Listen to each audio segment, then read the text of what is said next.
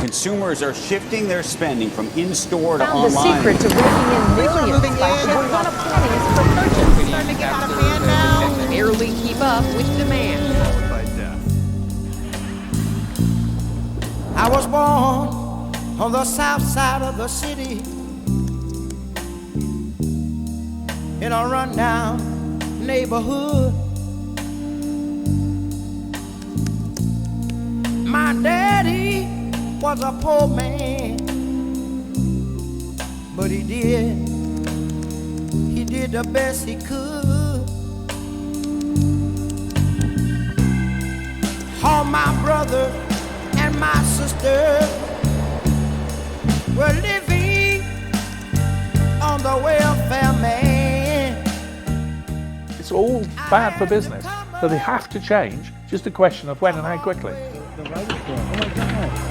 Because I wouldn't do anything that's unnecessary. I certainly wouldn't get on a plane for a pleasure trip. It would have to be something that was really urgent. for quarters 41,000 feet, that should be a nice ride. before I started to school. Then I moved up to the big time, shooting dice and playing pool. A helping hand. A helping hand.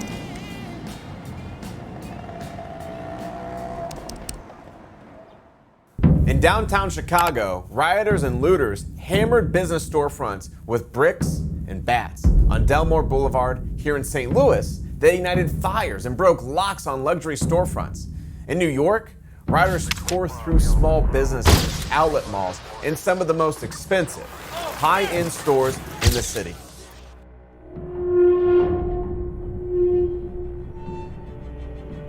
What are you guys at on continuity? You're over 1,000, right? 1,200. Oh, dang. You gained another 200? Yeah. Once we dialed into 1,000, it's go time. That's why we like it, because we know it's a good product. Conservatively, 1 in 6 restaurants are estimated to have already closed. Those are the ones who have announced it. Razor wire, chain link fence, and plywood boards surround every window of the famous Saks Fifth Avenue flagship store.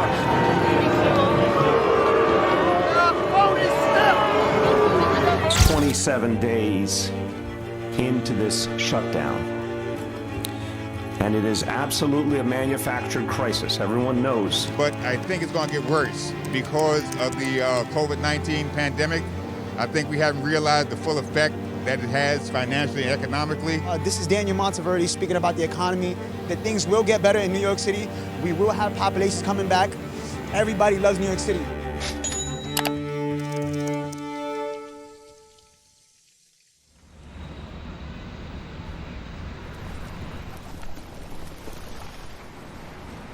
My name is Jonathan Manganaro, and currently I think the state of the economy is kind of in a rough spot. I think currently we should focus a little bit more on the people. Corporations are good because they supply jobs and stuff like that, but I think they should give back a little bit more to other businesses that are having a tough time or families. My name is Adam Goldstein. I live in New York, and I do e-commerce. So this is where you work? Yep, this is where I work. Got my monitor set up, got a good headset, good view, and get all my work done right here. I went to school in Boulder, Colorado, University of Colorado. Studied marketing and sociology. I was just looking for any job at the time. And there was a company that owned a ton of diet products. They owned big domains like sportsmemorabilia.com, yachting.com, boating.com. And truthfully, like when I saw what they were doing, I wanted to do the same thing. Because I did not think it was easy how they're doing it, but I saw how they were doing it. And I thought, I don't really want to work for someone else all my life. Vanilla. It literally doesn't mean anything. I came up with the name and I don't know why. The big companies like Amazon, like that doesn't mean, it's just, what does Amazon mean? So I just said, let's just try to find something that's totally different. And so just named it Vanilla. I actually really do enjoy doing what I'm doing. I've been invested in this for like 3 years. I've seen it work, I've seen it not work, I've seen it work, I've seen it not work. I'm very invested in making it work. I definitely don't regret doing what I'm doing because I have that freedom of being able to work anywhere I want. Where do you work at? I work in my apartment right now. Hello? Hey. Hey, what's up? You waiting for your webcam? Yeah, my kids stole it for their school. I forgot. Give me just a second. All good. Yeah, so I've known Adam for a while. We both did a fair amount of affiliate marketing, did a lot of email marketing, but I got sick of it a couple years before Adam got sick of it, right? So I ventured out on this whole e-commerce thing. You know, I just do e-commerce stuff out of my house, so I can kind of shuffle my kids to and from school, back when they went to school. We're not getting that many calls. We only had 5 calls yesterday, 0 today, which is strange. Good. I guess that's a good thing. No news is good news sometimes. Yeah, I guess so. It seems weird, but subscriptions are going up, not down like they were. yeah, so that's good. So Alan, he really has a lot of great ideas. He's very good with numbers. Yeah, we hop on Zoom calls, phone calls, Skype. You know, we talk 2 to 3 times a day, and I might have some crazier ideas. He has good ideas. Every other day, like, I have something crazy. Like, I know you think it's a little crazy, but what if we did this? And then we kind of come together and form a better idea. Right, so we found a pretty cool niche of their natural shampoo bars, right? So they're I don't know, they look like hockey pucks almost, right? Yeah, just a tiny shampoo bar, lasts 70 washes. Yeah, and it's hard as, you know, we're 2 men selling it. So, you know, we've had to fiddle with the packaging and, you know, the messaging kind of on it too. So, you know, we get a lot of feedback from women. It's amazing to me. We didn't make it up, it's real people. People just send them in. This woman, crazy enough, actually filmed herself in the shower. See if I can find it. If you go to Google and someone types in shampoo bars, vanilla shampoo bars, our landing page shows up. This is our landing page right here. Just goes over product benefits, why it's good for your hair, why it's good for the environment. We really try to feature it's USA made, it's natural, it's vegan, it's cruelty free, there's no plastic. There's over 70 washes per bar. We've constantly played with different messages to see what resonates best with people. We really feature the ingredient list because a lot of our customers constantly just kept asking us about the ingredients. What's cocoa sulfate? Or what does coconut oil do for my hair? Or cocoa butter? So we broke down with a great image of exactly what each ingredient does and why it's good for your hair. So you got a great product. It's now your obligation to get that product in front of everyone that needs to see it, and then educate them why they need it.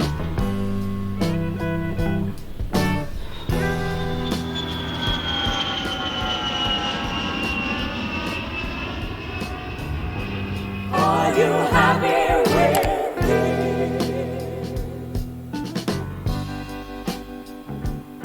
I lay in my bed, staring at the ceiling. Just snap my fingers. Trying hard to lose this empty feeling. Yo. More of the same, man. Got to be close to 1,200 subscribers by now. I haven't looked today, but we got to be getting there. I'm going to spend a lot of the day today. I think there's a problem with subscriptions, unfortunately. Everything that we sell is through continuity. It's all a monthly subscription. We make it super easy, cancel anytime, change your frequency. Everything we offer and we sell is on a subscription basis. So right now we've got 1,153 people on subscriptions, right? So that's something I monitor and make sure it's growing because, you know, people will fall off and cancel. This number, you know, was 1,000 on Saturday and now we're at 1,153, so we're kind of cranking things up pretty good. It's a great business model and it's something, you know, that gains velocity, right? I mean, you know, if you've got, say you've got a $25 a month subscription program, you got 1,000 people on it, there's 25 grand a month. Now you say you got, you know, 10,000 people on it, right? Then you're talking some serious numbers. With just 1,000 members per month, at an average purchase price of $30 per customer, Alan and Adam are netting $30,000 a month, which is $360,000 a year. Now at 2,000 members, that's around $750,000 in just selling shampoo.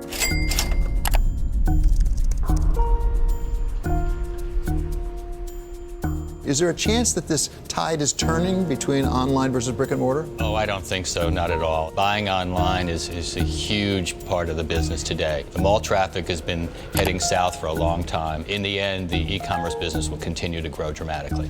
We've been open since about early June. How long were you shut down for? I would say like a good 3 months.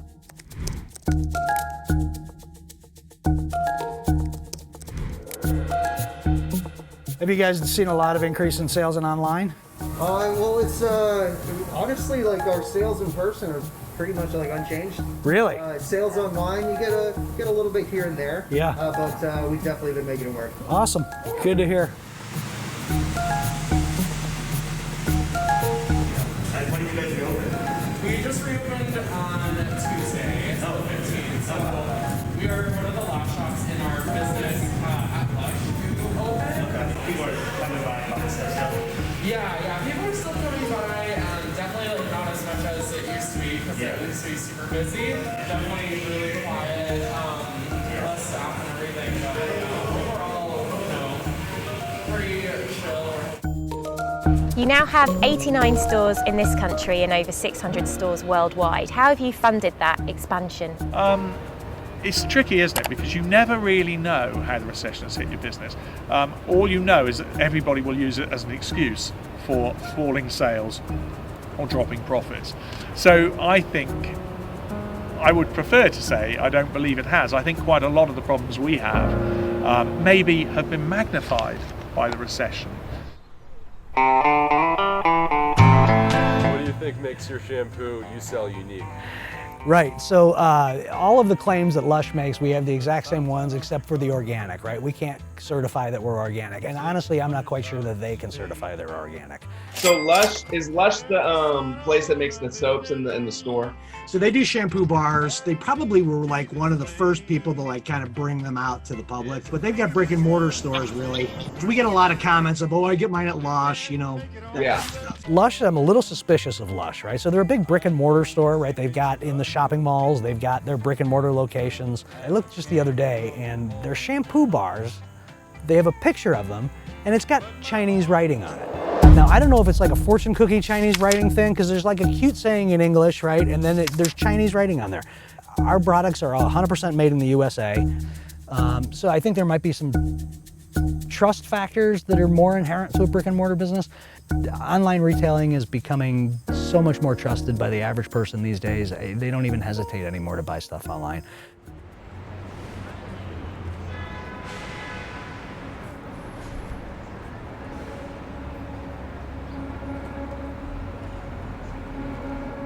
Were you here when the looting happened, or was it were you here when they broke the windows to the store, or? When they broke the windows, it was closed. Oh, it was closed still? Okay, yeah. We have a crowd of about 300, 400 people. 1 in 7 looters breaking into a store.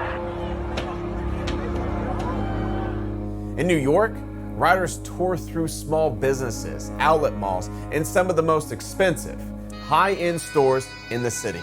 Yeah, I mean, businesses were closed for a week or two, and then COVID also, at the same time, just stores were closed for months. What do you mean that it's been open for a month? Like, retail stores were completely closed. Like, they couldn't even be allowed to be open.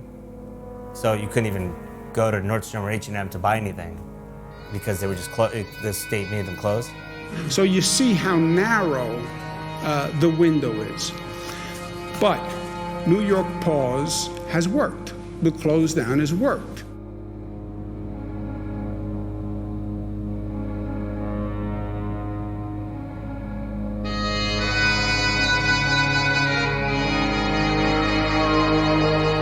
If you come downtown or to any one of our retail corridors in the neighborhoods of Chicago to loot, CPD is going to arrest you. This is our town. And I tried to call for the police. No one was picking up. I tried to call from the phone in there. No one was picking up. And people just kept coming by. So you see all the windows have been broken into and boarded up at this point. But they saw here on their surveillance video people coming in and looting. The pain is still raw for Hok Tong Kim, a first-generation Korean-American and small business owner. These same stores that were hit last night were hit previously, not just by the looting, but by closures related to COVID-19.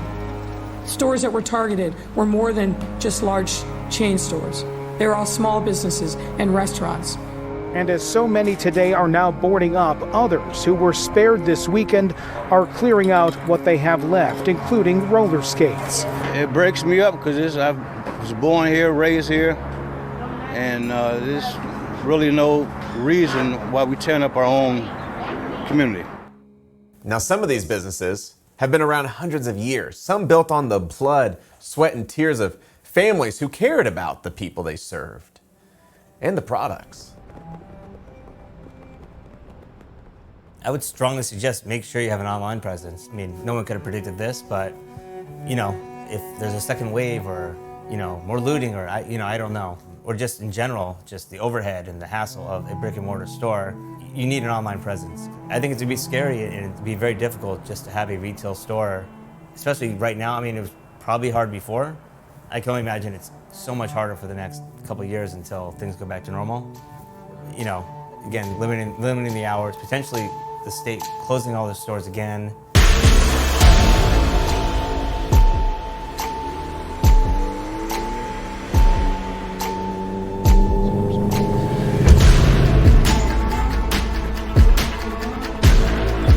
You can visit 10 different online retailers with 10 different things in a fraction of the time that it would take you to go drive around to 10 different retail stores. I mean, you know, just from an efficiency standpoint, it makes perfect sense. The pandemic, the shutdown, the rioting, all of it hit businesses, brick and mortar businesses really hard. The only ones that are going to survive are the ones who make a transition into digital, right? They increase their online presence. For somebody like me, I've been on the online presence. That's been my exclusive thing. So I've got a bit of a head start. So you own Pearson Tavern?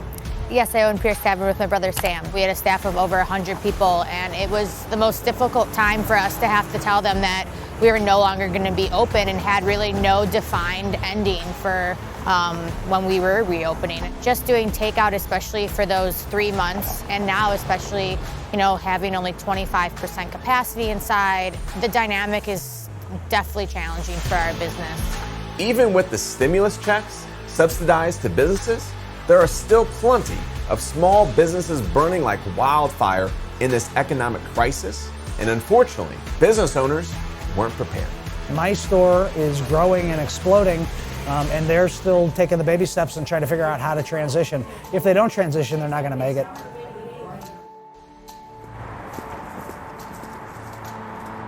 There's something about human nature where what prevents us from taking the very first step are things that we're projecting into the future, which may or may not happen, but at this point are complete fantasy. So they prevent you from just putting one foot in front of the other, taking that first step, seeing what the truth of the problem is, right? What's really the block? What's really the problem? Not what I imagine the problem is going to be. And there's just something inherently about that, I think, where people project and they're afraid to get started.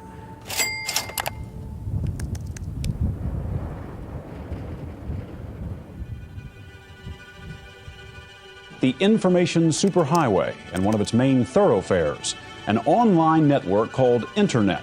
There are also interactive TV channels where people order movies on demand instead of driving to the local video store. I mean, you can buy tickets online. I don't know. What do you think, kids? Yeah! Surf's up. See you on the net. You don't need a phone line to operate internet? No. Well, 3 years ago, I was in New York City working for a quantitative hedge fund when I came across the startling statistic that web usage was growing at 2,300% a year. So I decided I would try and find a business plan that made sense in the context of that growth.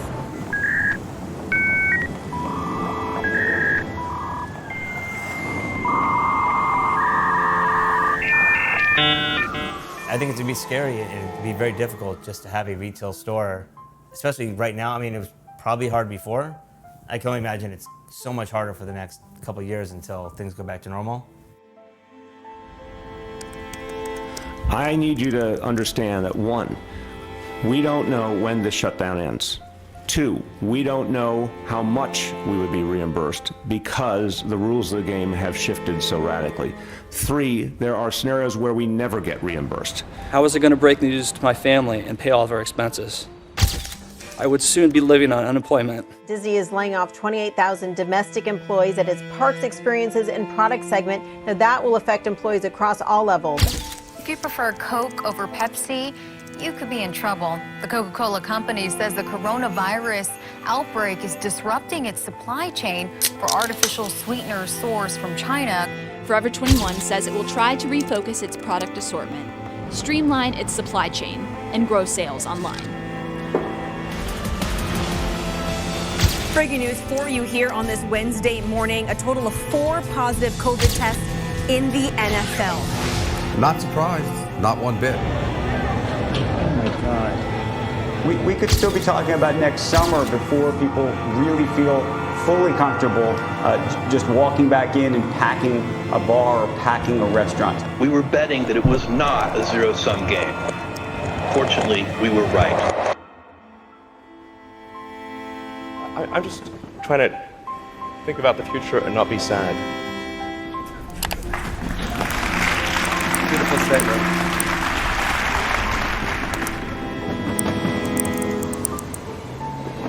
An online store, it's just always there. It's on 24 hours a day, 365 days, and someone could find you on Google, Facebook, any kind of traffic source. And if they're looking for a shampoo bar, if they're looking for a specific product, as long as you literally have an internet connection, you're in good shape.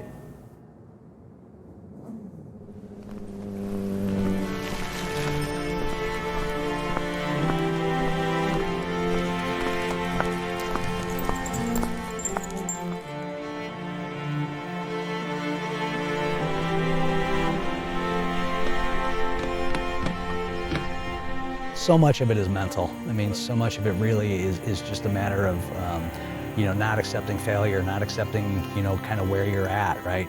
Knowing there's something bigger and better out there for you. And I think Body Shop lost 20% of its sales. So it speaks for itself, doesn't it? 20% of the customers no longer shop for that. Why couldn't you guys do bath bombs as an upsell, as a continuity offer? Yeah, I mean, we could definitely throw in, we could just start going crazy and make everything continuity. Everything's continuity, bath bombs. Oh, wow.